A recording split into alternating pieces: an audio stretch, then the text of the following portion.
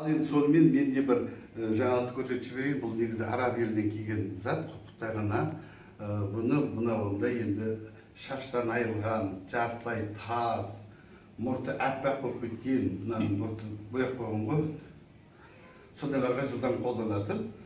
Бірақ келесі жуғанға шейін жуған кезде кетіп қалатын зат. Бұны араб елінің шейхтері қолданатын екен.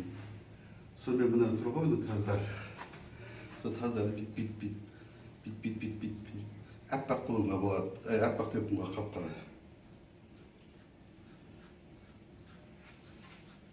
Мен оп-оңай ғана зат өсіп.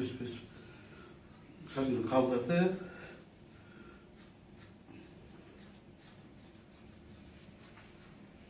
Жаңағы бір сүткіден келесі жуғанға шейін шашым тұрады. Бұны дәл осыны негізінде бұны